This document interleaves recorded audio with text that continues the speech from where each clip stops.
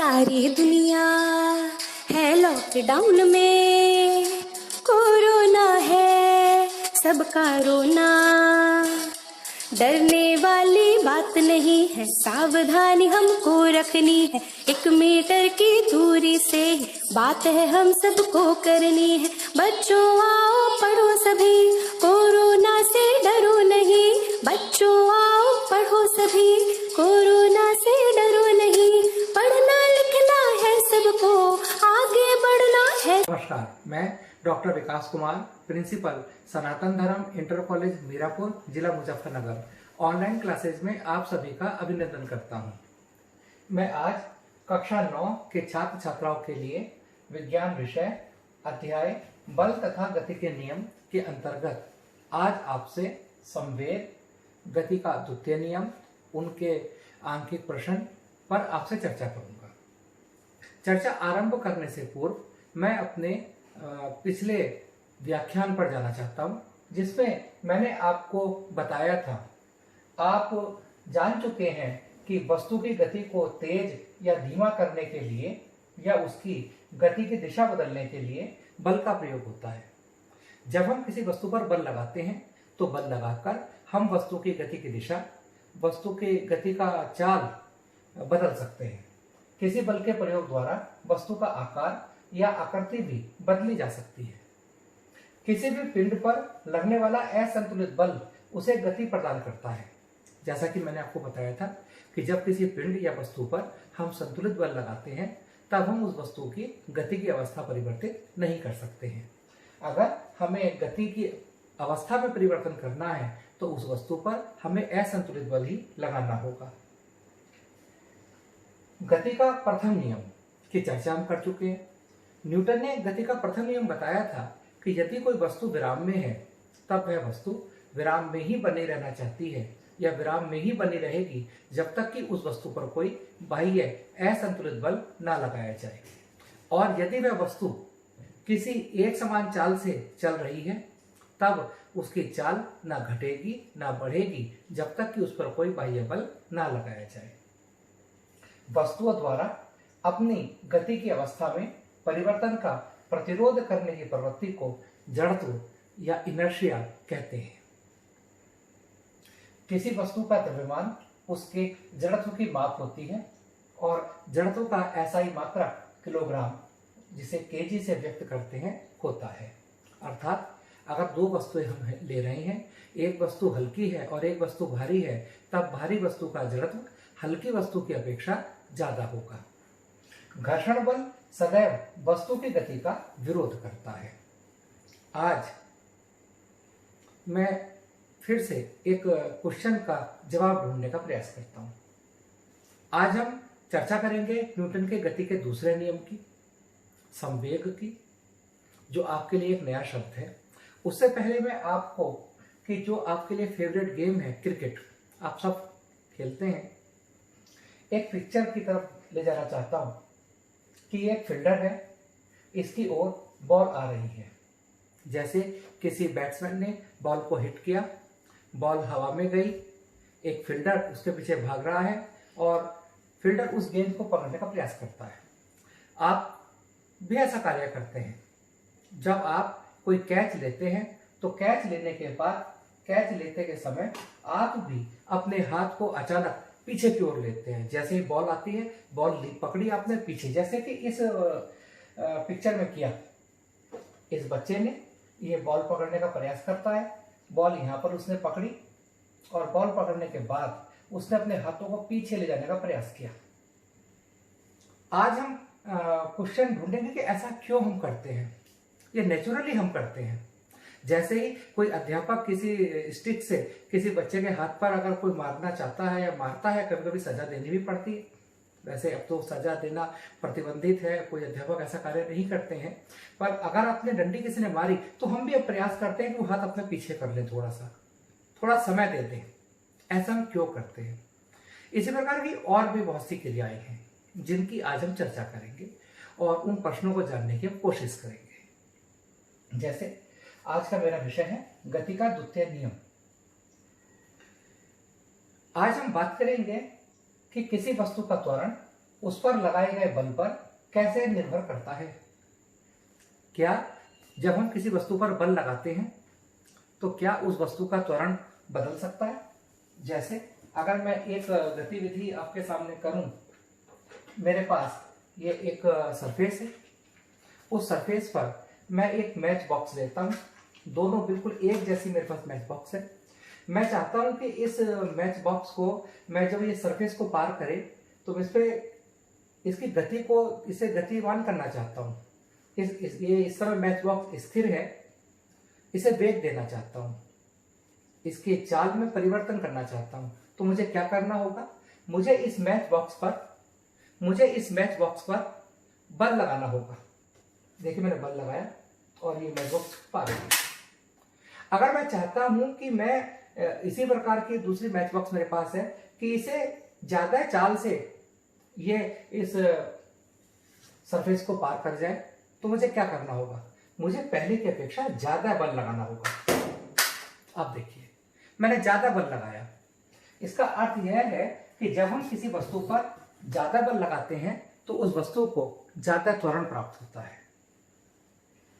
जब हम किसी वस्तु का त्वरण उस पर लगाए गए बल पर निर्भर करता है। वस्तु पर जब बल हम ज्यादा लगाते हैं तो वस्तु को ज्यादा त्वरण प्राप्त होगा। वस्तु के द्वारा उत्पन्न प्रभाव वस्तु के द्रव्यमान एवं वेग पर निर्भर करता है। इसकी हम चर्चा करते हैं। अगर मैं आपसे कहूं कि एक ट्रक खड़ा है और खड़ा हुआ ट्रक से हमें ज्यादा नुकसान होने की संभावना नहीं रहती, किंतु कभी कभी एक ट्रक, क्योंकि उसका वजन ज्यादा होता है, उसका भार ज्यादा होता है और अगर उसकी स्पीड भी कम है तब भी बहुत बड़ी बड़ी दुर्घटनाएं हो जाती हैं। जबकि अगर एक साइकिल है, उसकी स्पीड ट्रक की अपेक्षा ज्यादा है, तब भी वह हमें कम चोट पहुंचा सकती है अगर हमारे सामने आ जाए तब। इससे स्पष्ट है कि अगर द्रव्यमान ज्यादा है, वेग कम है तब, या द्रव्यमान कम है, वेग ज्यादा है, ये दोनों इफेक्ट बहुत अलग अलग हैं। वस्तु द्वारा उत्पन्न प्रभाव वस्तु के द्रव्यमान और वेग दोनों पर निर्भर करता है। इसका एक और एग्जाम्पल देता हूं आपको। जैसे एक बंदूक की गोली का वजन बहुत कम होता है, किंतु बंदूक के द्वारा, राइफल के द्वारा उस गोली को बहुत ज्यादा चाल दे दी जाती है, जिस कारण वो जिस व्यक्ति को लगती है उसके बहुत ज्यादा वो चोट पहुंचाती है। आप अगर टेनिस खेल रहे हैं और टेनिस खेलते खेलते टेनिस की बॉल हल्की होती है और जब वो खेलने वाले प्लेयर के सामने अगर पेट पर ऊपर लग जाती है, चेस्ट पर, तो इतनी ज्यादा चोट वो नहीं पहुंचाएगी अपेक्षाकृत क्रिकेट की बॉल अगर सामने ही प्लेयर पर लग जाए, सिर पर या कहीं लग जाए, वो ज्यादा चोट पहुंचा सकती है। यदि किसी वस्तु को त्वरित किया जाता है तब अधिक वेग प्राप्त करने के लिए अधिक बल की आवश्यकता होती है, जैसा कि मैंने आपको प्रयोग करके दिखाया। अगर हम चाहते हैं कि किसी वस्तु को हम ज्यादा वेग दें तो उस वस्तु पर हमें ज्यादा बल लगाना पड़ता है। आज एक नई राशि की बात करते हैं, पहले संवेग की। संवेग क्या होता है? वस्तु के द्रव्यमान एवं वेग से संबंधित एक महत्वपूर्ण राशि है संवेग। संवेग नामक इस राशि को न्यूटन ने प्रस्तुत किया था। किसी वस्तु का संवेग उसके द्रव्यमान m और उसके वेग v के गुणनफल के बराबर होता है। कोई वस्तु है, उस वस्तु का द्रव्यमान m है और उस वस्तु का वेग v है, तब m और v के गुणनफल को उस वस्तु का संवेग कहते हैं। संवेग को मोमेंटम भी कहते हैं, अंग्रेजी में मोमेंटम कहते हैं, और संवेग को हम p से व्यक्त करते हैं और संवेग का फॉर्मूला है p = mv। जो मैंने अभी थोड़ी देर पहले बात की, एक बंदूक से गोली निकली, गोली का द्रव्यमान कम है, वेग ज्यादा है, द्रव्यमान गुणा वेग संवेग, तो गोली का संवेग ज्यादा हुआ। ट्रक का द्रव्यमान ज्यादा था, वेग कम, किंतु उन दोनों का गुणनफल से संवेग ज्यादा होगा और संवेग में परिवर्तन बल के कारण होता है। संवेग में परिमाण और दिशा दोनों होते हैं। हमें संवेग को व्यक्त करने के लिए परिमाण के साथ साथ दिशा की भी आवश्यकता होती है। संवेग की दिशा वही होती है जो दिशा वेग की होती है और संवेग का मात्रक किलोग्राम, मीटर, पर सेकंड होता है। संवेग का फॉर्मूला P बराबर mv, द्रव्यमान का मात्रक किलोग्राम और वेग का मात्रक मीटर पर सेकंड, किलोग्राम मीटर पर सेकंड होता है। किसी असंतुलित बल के प्रयोग से उस वस्तु के वेग में परिवर्तन होता है, अर्थात बल ही संवेग को भी परिवर्तित कर सकता है। जब हम किसी वस्तु पर बाह्य बल लगाते हैं, जब हम किसी वस्तु पर असंतुलित बल लगाते हैं, तो असंतुलित बल लगाने से वस्तु के वेग में परिवर्तन हो जाता है, वस्तु की चाल में परिवर्तन हो जाता है, वस्तु की दिशा में, गति करने की दिशा में परिवर्तन हो जाता है। अर्थात हम कह सकते हैं कि यदि किसी वस्तु के वेग में परिवर्तन करना है तब हमें उस वस्तु पर असंतुलित बल लगाना होगा। जब हम किसी वस्तु पर असंतुलित बल लगाते हैं तो वस्तु के वेग में परिवर्तन हो जाता है, अर्थात वस्तु के संवेग में परिवर्तन हो जाता है। एक एग्जाम्पल आप देखिए, ये एक पिक्चर है। उस पिक्चर में एक ये कार है और ये कार बैटरी खराब होने की वजह से बंद हो गई है। ये आम घटनाएं हैं जो आप और मैं नियमित ये लगभग सड़क पर देखते हैं। तो जब ये बैटरी की वजह से कार रुक जाती है तो क्या करते हैं, 2-3 लोग आपस में बुलाते हैं और उस कार को धक्का लगाते हैं। अब आप ये देखिए, जब उस कार को हम धक्का लगा रहे हैं तो क्या होगा, थोड़े समय बाद वह कार स्टार्ट हो जाती है। अगर धक्का लगाने वाले लोग कम हैं, वो कम बल लगा पा रहे हैं, तो कार को स्टार्ट करने के लिए ज्यादा समय तक धक्का लगाना पड़ता है। और अगर बल ज्यादा लग रहा है तो कार को स्टार्ट करने के लिए थोड़े समय के लिए धक्का लगाना पड़ता है। अर्थात जो संवेग में परिवर्तन होता है, संवेग में परिवर्तन केवल बल के परिमाण पर निर्भर नहीं करता है। संवेग में परिवर्तन बल के परिमाण के साथ साथ जितने समय अंतराल तक बल लगाया जाता है वस्तु पर, उस समय अंतराल पर भी निर्भर करता है। अर्थात वस्तु के संवेग में परिवर्तन लाने में लगने वाला बल उसकी उस समय दर पर भी निर्भर करता है जिसमें कि संवेग में परिवर्तन होता है। संवेग में परिवर्तन की दर से ही न्यूटन की गति के दूसरे नियम को परिभाषित किया जा सकता है। गति का दूसरे नियम के अनुसार किसी वस्तु के संवेग में परिवर्तन की दर उस पर लगने वाले असंतुलित बल की दिशा में बल के समानुपाती होती है। अर्थात किसी वस्तु पर जब हम कोई असंतुलित बल लगाते हैं, वस्तु पर असंतुलित बल लगाने से वस्तु के संवेग में परिवर्तन हो जाता है और वस्तु के संवेग में जो परिवर्तन है वो उस समय अंतराल पर भी निर्भर करता है जिस समय अंतराल पर वस्तु पर बल लगाया जाता है। संवेग परिवर्तन की दर आरोपित असंतुलित बल के समानुपाती होती है। एक वस्तु है और उस वस्तु का द्रव्यमान m है। उस वस्तु का प्रारंभिक वेग u है। उस वस्तु पर जो वह वस्तु एक सीधी रेखा में चल रही थी, उस वस्तु पर t समय तक F बल लगाया गया। F बल लगाने पर वस्तु का वेग परिवर्तित हो गया और वस्तु का वेग u से बढ़कर v हो गया। तब इसका प्रारंभिक संवेग कितना होगा? वस्तु का प्रारंभिक संवेग, संवेग का अभी मैंने आपको फॉर्मूला बताया था, संवेग होता है द्रव्यमान गुणा वेग। प्रारंभिक वेग u है तो प्रारंभिक संवेग हुआ p1 mu।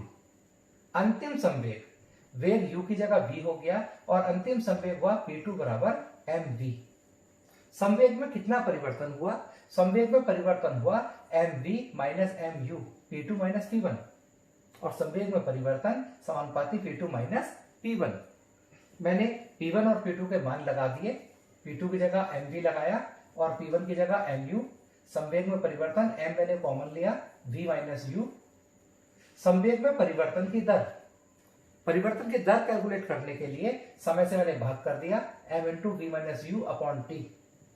संवेग परिवर्तन की दर वस्तु पर आरोपित बल के समानुपाती होती है, तब वस्तु पर आरोपित बल समानुपाती m into v minus u upon t। v minus u upon t वस्तु के लिए त्वरण होगा। v minus u upon t वेग परिवर्तन की दर है और इसे त्वरण कहते हैं और त्वरण को स्मॉल a से व्यक्त करते हैं। इस प्रकार मैं कह सकता हूं कि वस्तु पर आरोपित बल समानुपाती ma बल को F से व्यक्त करते हैं। बल को अंग्रेजी में फोर्स कहते हैं। फोर्स का पहला लेटर है F, तो हम बल को कैपिटल F से व्यक्त करते हैं। F समानुपाती ma। समानुपाती हटाएंगे तो एक K नियतांक हम लगाते हैं और इस K को अनुपातिक स्थिरांक कहा जाता है। द्रव्यमान का मात्रक होता है किलोग्राम और त्वरण का मात्रक होता है मीटर पर सेकंड स्क्वायर। इस प्रकार बल का मात्रक हम इस प्रकार लेते हैं कि स्थिरांक K का मान 1 हो जाता है। जब हम K का मान 1 रखेंगे तो F बराबर ma आ गया। ये F बराबर ma जो समीकरण है, यह सूत्र न्यूटन के गति के दूसरे नियम का गणितीय रूप है, जहां F वस्तु पर आरोपित बल है, m वस्तु का द्रव्यमान है और a वस्तु को प्राप्त त्वरण है। F बराबर ma। इस प्रकार हम बल को उस वस्तु में उत्पन्न त्वरण तथा वस्तु के द्रव्यमान m के गुणनफल से प्राप्त कर सकते हैं। बल का मात्रक क्या होगा? आप फॉर्मूला देखिए, F बराबर ma। बल का मात्रक द्रव्यमान के मात्रक और त्वरण के मात्रक के गुणनफल के बराबर होगा। द्रव्यमान का मात्रक होता है किलोग्राम, त्वरण का मात्रक होता है मीटर पर सेकंड स्क्वायर, तो बल का मात्रक हुआ किलोग्राम मीटर पर सेकंड स्क्वायर। और किलोग्राम मीटर पर सेकंड स्क्वायर को न्यूटन भी कहा जाता है। एक महान वैज्ञानिक के नाम पर बल के मात्रक को रखा गया और न्यूटन को हम कैपिटल N से व्यक्त करते हैं। एक न्यूटन का क्या अर्थ है? एक न्यूटन का बल अगर हम 1 किलोग्राम द्रव्यमान वाली वस्तु पर लगाएं, अगर कोई वस्तु है, उस वस्तु का द्रव्यमान 1 किलोग्राम है और 1 न्यूटन का बल हम उस वस्तु पर लगाते हैं, तब वह बल उस वस्तु में 1 मीटर पर सेकंड स्क्वायर का त्वरण उत्पन्न करेगा। अगर 1 किलोग्राम की वस्तु पर हम कोई बल लगाते हैं और उस वस्तु में 1 मीटर पर सेकंड स्क्वायर का त्वरण उत्पन्न हो जाता है, तो हम मानते हैं कि उस वस्तु पर जो बल लगाया गया था वह बल 1 न्यूटन है। अब मैं अपने क्वेश्चन पर फिर से लौटता हूं, जिससे मैंने शुरुआत की थी। मैंने कहा था कि आज हम जानने का प्रयास करेंगे कि जब हम क्रिकेट खेलते समय फील्डिंग करते हैं और हम कैच पकड़ने का प्रयास करते हैं, तब हम अपने हाथ को पीछे की ओर क्यों खींचते हैं। अब देखिए आप, अगर ये बॉल सीधा हाथ पर लगती है और तो हम बहुत कम समय बॉल को देंगे उसे स्थिर करने में। जब बॉल बहुत स्पीड से आ रही है, तब उस बॉल में वेग बहुत ज्यादा होगा। जितनी जोर से बैट्समैन हिट करेगा, उसका वेग उतना ही ज्यादा होगा। वेग ज्यादा होगा तो उसमें संवेग भी बहुत ज्यादा होगा, क्योंकि संवेग होता है द्रव्यमान गुणा वेग। इस बॉल में संवेग बहुत ज्यादा है। जब ये इस हाथ से हम उसे रोकेंगे तो हम क्या करेंगे? हम उस बॉल के संवेग को 0 करेंगे। संवेग में परिवर्तन हो जाएगा। संवेग की जो वैल्यू थी, जो भी उसका उस समय आंकिक मान हो, उसको हम 0 करेंगे और संवेग में परिवर्तन हो जाएगा। और अगर हम ये समय नहीं देंगे उसे, और यहां क्या कर रहे हैं, जब हम हाथ को पीछे कर रहे हैं तो हमने क्या दिया? संवेग में परिवर्तन होने के लिए पर्याप्त समय दे दिया। कुछ समय लगा। क्या, किस बात में समय लगा? गेंद के वेग को शून्य होने में, गेंद के संवेग को शून्य होने में कुछ समय लगा। और हम क्या करेंगे? जितना ज्यादा समय हम लगाएंगे, जो ज्यादा समय अंतराल लगाएंगे, आरोपित बल संवेग परिवर्तन की समय दर के बराबर होता है, उसके समानुपाती होता है। अगर ये समय अंतराल ज्यादा होगा तो आरोपित बल कम होगा और हमारे हाथ पर गेंद द्वारा कम बल लगेगा और हमारे हाथ पर चोट नहीं लगेगी। किंतु यदि क्रिकेट मैच के दौरान मैदान में क्षेत्र रक्षक तेज गति से आ रही गेंद को लपकते समय हाथ को पीछे की ओर नहीं करेगा, अर्थात यह समय अंतराल कम होगा, तब हमारी हथेली पर गेंद द्वारा ज्यादा बल लगेगा और हमें चोट लगने का खतरा हो जाएगा। ऐसा होता भी है। अगर कभी हम बॉलिंग कर रहे हैं और हमारे ऊपर ही बॉल उसने शॉट मार दिया और हमने एक हाथ से उसे पकड़ने की कोशिश की और अपने हाथ को हम नीचे नहीं कर पाए, ज्यादा समय नहीं दे पाए, हमारे हाथ पे ज्यादा चोट लगती है। अगर पास में हम बैट्समैन की फील्डिंग कर रहे हैं, अचानक शॉट लग जाता है तो चोट बहुत ज्यादा लगती है। इसी प्रकार एक दूसरा एग्जाम्पल मैं लेता हूं। ऊंची कूद वाले मैदान में खिलाड़ियों को कुशन या बालू पर कूदने को ही क्यों कहा जाता है?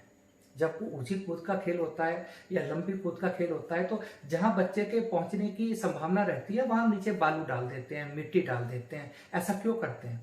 वहां पक्का अगर फर्श होगा तो क्या होगा? जब ऊंची कूद वाला व्यक्ति कूदेगा तो क्या होगा? जब वो ऊपर से नीचे गिरेगा तो उसमें वेग होगा, संवेग होगा, और जैसे ही वो फर्श पर टकराएगा उसका वो जो संवेग है वो 0 होगा। संवेग में परिवर्तन जब उसे पर्याप्त समय मिल जाएगा, कब? जब नीचे बालू होगा, रेत होगा, कुशन होगा तो दबेगा थोड़ा सा। अब वो पर्याप्त समय मिल जाएगा संवेग परिवर्तन के लिए। संवेग परिवर्तन की जो दर है वो क्या होगा? संवेग परिवर्तन की दर घट जाएगी और आरोपित बल भी क्या होगा? घट जाएगा। अगर समय ज्यादा है तो आरोपित बल कम होगा, उसके फर्श द्वारा पैरों के तलवों पर कम बल लगेगा। इसी प्रकार अन्य और भी बहुत से कारण हैं, जैसे जो क्रॉकरी का सामान है उनके बीच भी हम क्या करते हैं? स्पंज टाइप लगा देते हैं। जब झटका लगे तो क्या हो? आपस में टकराने के लिए पर्याप्त समय मिल जाए। पर्याप्त समय मिलेगा तो क्या होगा? बल कम लगेगा, टूटने का खतरा कम रहेगा। सीट बेल्ट की मैंने कल बात की थी इससे पहले अध्याय में। सीट बेल्ट का एक और भी यहाँ पर यूज है क्या? कि पर्याप्त समय मिल जाएगा। जैसे झटका लगा, व्यक्ति आगे की ओर पुश हुआ तो क्या हुआ? पर्याप्त समय मिल गया। संवेग परिवर्तन, संवेग 0 होने के लिए पर्याप्त समय मिल गया, और पर्याप्त समय मिलेगा तो हमें कम आघात पहुंचेगा। अगर हम टकरा भी गए तो हमारे ऊपर बल कम लगेगा। आज हम बात करते हैं गति के दूसरे नियम से। क्या हम गति के पहले नियम को प्राप्त कर सकते हैं? हाँ, गति के दूसरे नियम का उपयोग करके हम गति के प्रथम नियम को भी प्राप्त कर सकते हैं। गति का दूसरा नियम क्या था? F बराबर ma। F बराबर ma गति के दूसरे नियम का गणितीय रूप है। F वस्तु पर आरोपित बल है, m वस्तु का द्रव्यमान है और a त्वरण है। त्वरण कहते हैं वेग परिवर्तन की समय दर को। अगर वस्तु का प्रारंभिक वेग u है, t समय बाद वेग v है, तब त्वरण होगा v minus u upon t। t मैं f के साथ ले गया, f into T equal to m into v minus u। यदि वस्तु पर लगने वाला बाह्य बल 0 है, वस्तु पर कोई असंतुलित बल कार्य नहीं कर रहा है, अर्थात F बराबर 0 है, तब F की वैल्यू मैंने 0 लगा दी, m into V minus U बराबर 0। मैं देखता हूं v बराबर u आ जाएगा। अर्थात अगर किसी वस्तु पर लगने वाला बाह्य असंतुलित बल 0 है, तब वस्तु का अंतिम वेग वस्तु के प्रारंभिक वेग के बराबर होगा, और अगर वस्तु का प्रारंभिक वेग 0 है तब वस्तु का अंतिम वेग भी 0 होगा। यही न्यूटन की गति का पहला नियम है। आप याद कीजिए, न्यूटन की गति का पहला नियम क्या है?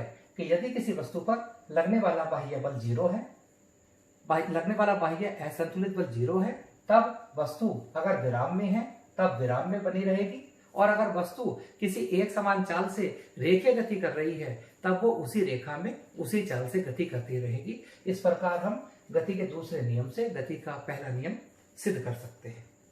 अब हम कुछ आंकिक लेते हैं। किसी क्षण 5 किलोग्राम वाली वस्तु का वेग 10 मीटर पर सेकंड है, उस समय वस्तु का संवेग कितना होगा? 5 किलोग्राम, वस्तु का द्रव्यमान m बराबर 5 किलोग्राम, वस्तु का वेग 10 मीटर पर सेकंड, v 10 मीटर पर सेकंड।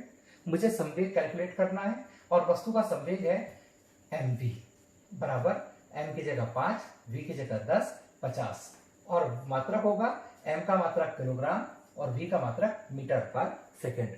इस प्रकार हम इजीली कैलकुलेट कर सकते हैं। आज का मेरा दूसरा क्वेश्चन है, 4 किलोग्राम द्रव्यमान वाली वस्तु पर 60 न्यूटन का बाहरी बल आरोपित करने पर वस्तु को कितना त्वरण प्राप्त होगा? 4 किलोग्राम द्रव्यमान, द्रव्यमान को अंग्रेजी में मास कहते हैं और मास का पहला लेटर है m, तो मैंने m बराबर 4 किलोग्राम। 60 न्यूटन, न्यूटन का बल, बल को अंग्रेजी में कहते हैं फोर्स, और फोर्स का पहला लेटर है f, f is equal to 60 newton. मुझको त्वरण ज्ञात करना है। त्वरण को अंग्रेजी में कहते हैं एक्सीलरेशन, एक्सीलरेशन का पहला लेटर है a, मुझे a कैलकुलेट करना है। मैंने फॉर्मूला लगाया f बराबर ma, f की वैल्यू 60, m की वैल्यू 4, a की वैल्यू मैंने कैलकुलेट की 60/4, 15 मीटर पर सेकंड स्क्वायर। आज का मेरा तीसरा क्वेश्चन है, एक car 108 kilometre per hour, kilometre प्रति घंटा की गति से चल रही है, मीन्स ये कार की प्रारंभिक चाल है, क्योंकि वो उसकी स्पीड से चल रही है, प्रारंभिक चाल। और ब्रेक लगाने के बाद वह रुकने का मतलब है कि उस वस्तु की, उस कार की अंतिम चाल 0 हो गई। प्रारंभिक चाल 108 किलोमीटर प्रति घंटा, अंतिम चाल 0, 4 सेकंड में। टी समय हो गया 4 सेकंड। कार पर ब्रेक लगाए जाने के बाद लगने वाले बल की गणना करें। बल मुझे कैलकुलेट करना है और कार का यात्रियों सहित कुल द्रव्यमान 1000 किलोग्राम है। 108 किलोमीटर प्रति घंटा ये प्रारंभिक चाल है। U 108 किलोमीटर प्रति घंटा, किलोमीटर में 1000 मीटर होते हैं और घंटे में 60 मिनट 60 सेकंड, अर्थात 60 गुणा 60। मैंने किलोमीटर की जगह 1000 मीटर रखा, घंटे की जगह 60 गुणा 60 सेकंड रखा, कैलकुलेशन किया, 30 मीटर पर सेकंड ये प्रारंभिक चाल आई। इस क्वेश्चन में अंतिम चाल 0 है क्योंकि कार रुक गई। आप देखिए, समय 4 सेकंड, t बराबर 4 सेकंड, द्रव्यमान m 1000 किलोग्राम, अंतिम वेग 0, आरोपित बल मुझे कैलकुलेट करना है। गति के दूसरे नियम का मैं यूज करता हूं, F बराबर ma। एक ही जगह, जैसे कि अभी आपको बताया था, वेग परिवर्तन की दर v minus U upon T, T को मैं F के साथ ले जाता हूं, एफ टी बराबर m into V minus U. T का मान 4, m का 1000, v का 0, u का 30, f गुणा 4 बराबर माइनस 30,000 और f की वैल्यू कैलकुलेट करूंगा तो 4 को मुझे 30,000 के मैं नीचे ले जाऊंगा। f बराबर माइनस 30,000 बटे 4, f बराबर माइनस 7500 न्यूटन, अर्थात मुझे उस कार पर ब्रेक लगाना होगा 7500 न्यूटन का। ऋण चिन्ह दर्शाता है, क्या दर्शाता है कि जो ब्रेक द्वारा बल लगाया गया वो गति की दिशा के विपरीत दिशा में लगा। होता ही है, अगर हम ब्रेक लगाएंगे तो कार तो रुकेगी ना, गति की दिशा में थोड़ी जाएगा बल, गति की दिशा के विपरीत जाएगा। एक और न्यूमेरिकल वन लेता हूं। एक 5 किलोग्राम द्रव्यमान वाली वस्तु पर 2 सेकंड के लिए एक नियत बल कार्य करता है। 5 किलोग्राम, m 5 किलोग्राम, 2 सेकंड, समय 2 सेकंड, बल कार्य करता है और वस्तु के वेग को 3 मीटर पर सेकंड से बढ़ाकर 7 मीटर पर सेकंड कर देता है। 3 मीटर पर सेकंड प्रारंभिक वेग हुआ, 7 मीटर पर सेकंड अंतिम वेग हुआ और मुझे बल ज्ञात करना है। पहले की तरह न्यूटन का मैंने दूसरा नियम लगाया, F बराबर ma। A का मैंने मान लगाया v minus U upon T, T को मैं F के साथ ले गया, F इंटू टी बराबर m into V minus U. मैंने t का मान लगाया, m का लगाया, v का लगाया, u का लगाया, F बराबर 10 न्यूटन। आपने आज क्या सीखा, अंत में मैं आपको बताना चाहूंगा। आपने सीखा कि वस्तु का संवेग उसके द्रव्यमान और उसके वेग के गुणनफल के बराबर होता है और वस्तु का संवेग एक सदिश राशि है। इसके लिए परिमाण की भी जरूरत है और दिशा की भी जरूरत है और संवेग की दिशा वही होती है जो वेग की दिशा होती है। संवेग का मात्रक किलोग्राम मीटर पर सेकंड होता है। गति का दूसरा नियम कि किसी वस्तु के संवेग परिवर्तन की दर वस्तु पर आरोपित असंतुलित बल के समानुपाती होती है और बल की दिशा में होती है। तीसरा, गति के दूसरे नियम का गणितीय रूप F बराबर ma है। बल का मात्रक किलोग्राम मीटर पर सेकंड स्क्वायर होता है। इसको न्यूटन भी कहते हैं, n से व्यक्त करते हैं। और अगर हम 1 किलोग्राम की वस्तु पर 1 न्यूटन का बल लगाएं तब हम उस वस्तु को 1 मीटर पर सेकंड स्क्वायर का त्वरण दे सकते हैं। ऑनलाइन अभ्यास। प्रस्तुत अध्याय के संबंध में पाठ्य सामग्री तथा अभ्यास कार्य MHRD द्वारा विकसित दीक्षा मोबाइल एप्लीकेशन पर उपलब्ध है। Diksha mobile application Google Play Store या iOS से डाउनलोड आप कर सकते हैं।